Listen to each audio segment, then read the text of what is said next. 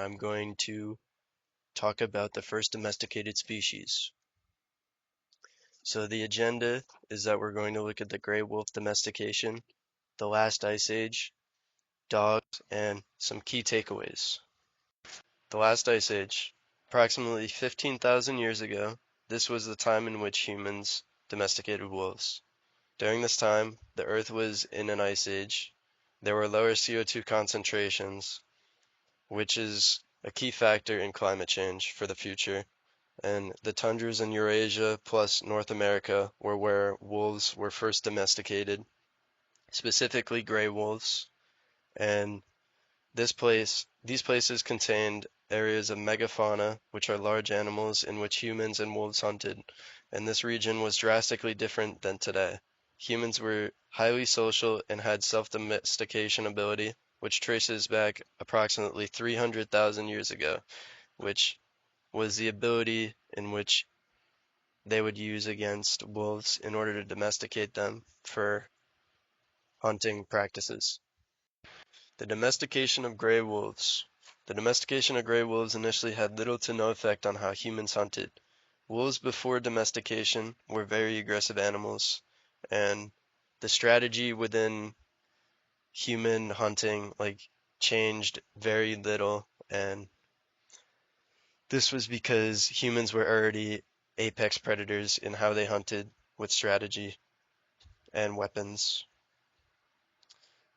Well, gray wolves are very carnivorous creatures that outperform dogs in hunting strategies such as pack-related hunting, which was typically used in the Ice Age. Even now, wolves still use packs to hunt large animals. And within research, wolf bones having cuts and being very new humans reveals the connection to them being domesticated around 15,000 years ago. And humans are very social. They showed signs of domestication, like I said in the last slide, and their change in hunting was very minimal, like I said. Dogs. Dogs are the furthest point of the domestication process of gray wolves.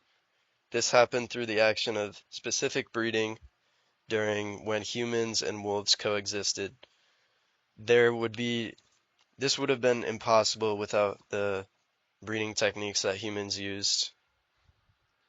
And in turn, they became more social, they understand human command way better than wolves, and are less aggressive, as well as being smaller and more omnivorous creatures compared to wolves.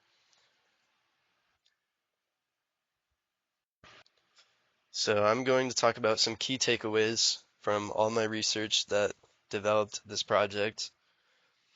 Um, the reasoning behind domestication, the biggest theory is that wolves were facing extinction without humans, but this is very little backed up in my research from what I've seen. Most scientists state that there is only theories behind this, but it cannot be proven through data and science so far.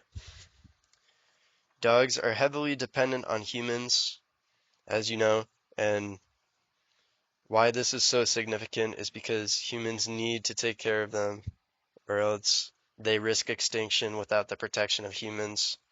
Gray wolves can live without humans, but dogs cannot because they have been specifically bred to live with humans and coexist and a lot of and listen to commands, and without having this ability of protection from humans, they would not be able to live in the wilderness.